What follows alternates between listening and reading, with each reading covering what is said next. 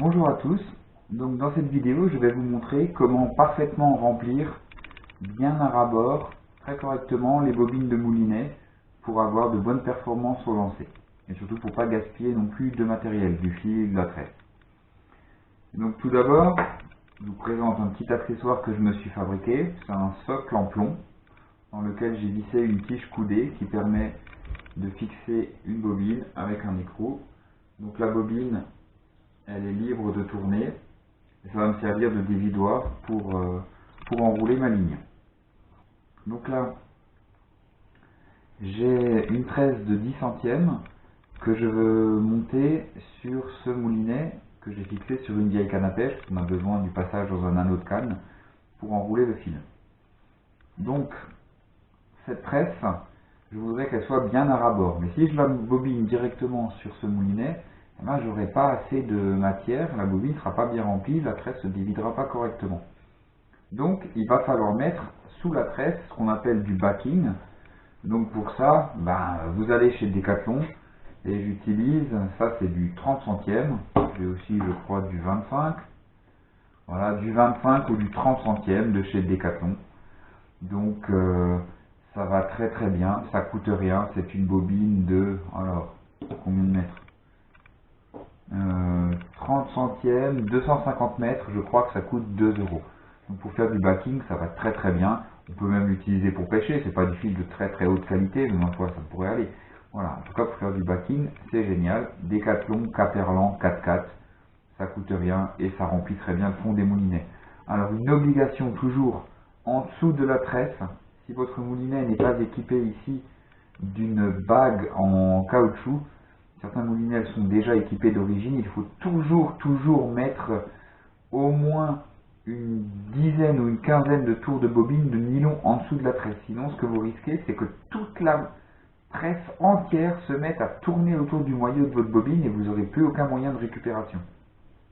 Au contraire, le poisson pourra même prendre du fil sans que vous puissiez l'en empêcher. Ce sera même plus le frein qui jouera, ce sera toute la masse de la tresse qui se mettra à tourner autour de la bobine. Donc toujours mettre au moins 10-15 tours de nylon. Mais là, il en faudra sûrement un petit peu plus. Mais alors, comment savoir combien de nylon mettre sous la tresse pour qu'elle arrive bien à fleur une fois qu'elle soit remplie? Donc l'astuce, c'est justement de bobiner la tresse en premier, de mettre le nylon par-dessus jusqu'à ce qu'il soit bien à fleur, et ensuite de retourner le tout sur la bobine définitive. Comme ça, il y a la même capacité sur les deux bobines, et donc j'avais ma matière complète, tresse plus nylon qui remplissait la bobine à fleur, et quand je la retournerai, j'aurai la même chose sur cette bobine-là.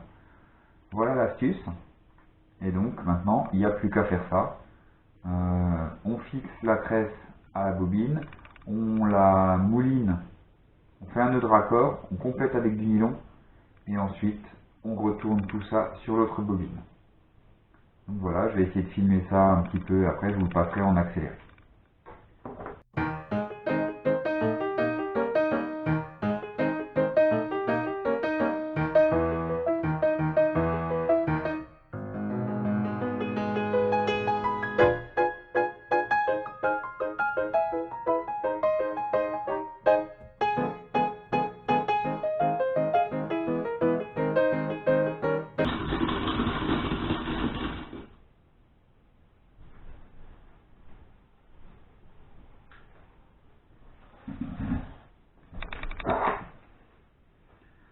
Voilà, donc je viens de terminer le bobinage de la bobine de 150 mètres de tresse 10 centièmes. Et donc si vous regardez ici, vous voyez qu'il y a encore un petit peu de place. La bobine n'est pas complètement remplie à ras-bord et de toute façon, je vous l'ai dit, il faut toujours mettre du nylon sous la tresse. Alors c'est là aussi qu'on voit un petit peu le côté fantaisiste ou des diamètres de tresse ou des capacités de moulinet, parce que là le moulinet il est donné pour 150 mètres de 23 centièmes. Là j'ai mis 150 mètres soi-disant de tresse de 10 centièmes. J'ose pas imaginer qu'est-ce que j'avais si j'avais voulu mettre 150 mètres de tresse de 23 centièmes. Je ne mettais jamais tout. Là il y a à peine, je sais pas moi, on va mettre peut-être 10 mètres, 15 mètres de 25 centièmes, peut-être 20 mètres maximum, et puis on sera bon quoi. Donc vraiment le diamètre des tresses est toujours un peu fantaisiste. Voilà. Donc là il faut remettre un tout petit peu. Donc je vais mettre mon nylon de 25 centièmes, je vais l'accrocher à ma tresse. Et donc ensuite je vais compléter le remplissage de cette bobine. Et après il suffira de le transvaser, de le transférer sur une autre bobine. Allez c'est parti, on fait ça.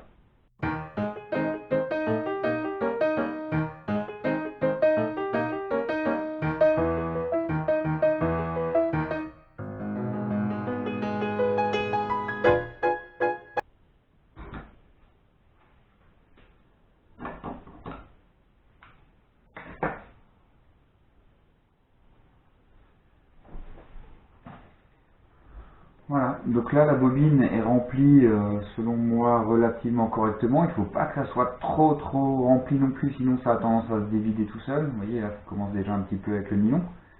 Et puis c'est pas pour des pêches à très longue distance, mais au moins la tresse quand même sortira très bien. Maintenant il suffit de retourner tout ça sur une autre bobine et on devrait avoir un très bon remplissage. Allez c'est parti, on fait ça. Alors petit conseil, ne pas faire ça avec son chat à côté parce que c'est une vraie calamité. Allez. Bon, voilà, j'ai changé de bobine. Donc, technique toute simple, il suffit de faire une boucle au bout du nylon. On repasse le fil dans cette boucle. On fait un nœud coulant et voilà le départ de l'enroulement sur une nouvelle bobine. Alors, qu'est-ce que c'est? Donc là, ça se débobine déjà tout seul, c'est pas très bon signe, hein. C'est du nylon qui n'est pas de très bonne qualité. Donc on ouvre le pick-up, on met son nœud coulant de manière à ce que quand on tourne, ça le serre. Et je vous conseille toujours pour les premiers mètres de nylon en dessous de la tresse de le serrer très fortement. Ensuite, ce qu'il va aussi falloir faire attention, c'est au moment où vous arriverez au nœud de raccord entre la tresse et le nylon. Moi, ce que j'aime bien, c'est ce nœud de raccord, je le pousse avec l'ongle juste sous la lèvre le plus loin possible. Parce que je trouve que c'est là qu'il sera le mieux caché et qu'il aura le moins d'incidence.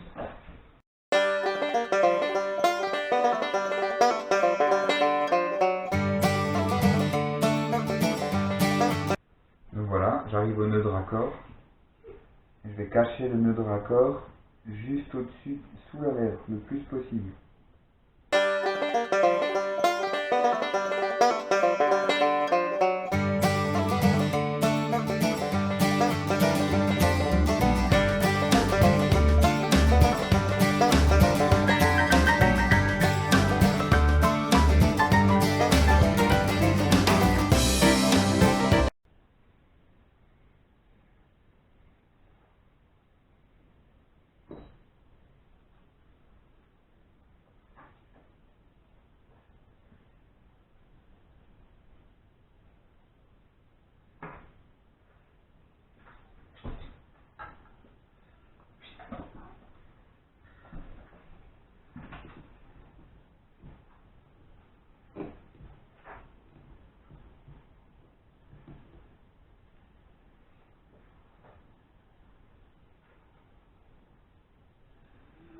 Voilà, le transvasement de la tresse et du fil est terminé. Donc là, on est vraiment parfaitement à ras de la bobine et donc prêt à pêcher pour commencer cette nouvelle saison de pêche. Voilà, bah, je vais faire pareil avec mes deux autres fils. Et vous allez me dire, oui, mais comment on fait quand on n'a pas de bobine pour transvaser le fil dans un sens ou dans l'autre, ou alors quand on est en train de remplir la dernière bobine? Bon, ben, la petite astuce, c'est de terminer toujours par le diamètre de fil le plus gros et surtout par la bobine où on a le plus de contenance. Alors, si on bobine deux fils identiques, on peut compter le nombre de tours de manivelle de backing au moment du transvasement et puis les mettre par en dessous en premier en mettant peut-être 10 tours de plus pour être sûr et après mettre tout de suite directement le bon fil à la fin sur la dernière bobine. Ou alors, ben, si c'est une très grosse bobine avec le plus gros diamètre en dernier, ben, on met tout ce qu'on peut et on coupe et on n'a pas besoin de backing pour la dernière bobine. Voilà, c'est sûrement ce qui va se passer ici avec mes 250 mètres de 18 centièmes qui rentrent en entier sur la bobine. Voilà, donc je vous rappelle, dernier petit conseil, ne faites pas ça quand vous avez votre chat à côté. Hein, c'est vraiment une très très mauvaise idée. Parce que vous voyez, là, il est en train de jouer avec la tresse qui pendouille et c'est vraiment très très pénible.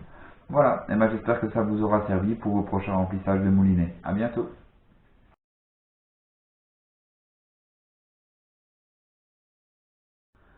Voilà, un dernier petit conseil, si comme moi vous avez plusieurs bobines qui vont sur les mêmes moulinets, ben souvent vous changez de moulinet, vous savez pas si vous avez la bonne bobine dessus.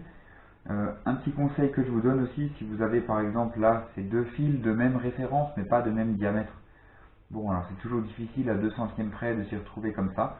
Donc moi, si je peux vous donner un petit conseil, je ne sais pas si on le voit ici à l'intérieur, eh ben j'écris toujours le diamètre et la date à laquelle j'ai bobiné le fil. Donc là, il y a écrit par exemple 16 centièmes 3,17, donc on est en mars 2017. Ici, il y a écrit diamètre 18, 0,317, voilà. Et donc là, je peux savoir quel est le diamètre de mon fil sur la bobine. Alors je sais que certains pêcheurs mettent l'étiquette à l'extérieur. Le souci qu'il y a, je trouve déjà que c'est pas très esthétique. Alors je chipote un petit peu, mais ça c'est mon côté un peu maniaque au niveau du matériel de pêche. Et surtout, je trouve que quand il pleut, eh ben, ça a tendance à se décoller. Voilà, donc je cache l'étiquette à l'intérieur de la bobine. Alors c'est sûr, ça oblige à regarder à l'intérieur, mais au moins c'est bien protégé, c'est à l'abri de la pluie. Voilà. Donc là, on a de nouveau diamètre 10 Gourou 8, j'ai écrit, donc c'est la tresse en 8 brins, diamètre 10 centièmes de chez Gourou. Et là, on a diamètre 18, donc c'est encore l'autre nylon, diamètre 18 pour les pêches de petits poissons en canal. Voilà, ben, vous voyez, toutes mes bobines sont parfaitement remplies. Et maintenant, il n'y a plus qu'à aller à la pêche. Ce que je vais faire encore d'ici fin de journée. Voilà, au revoir.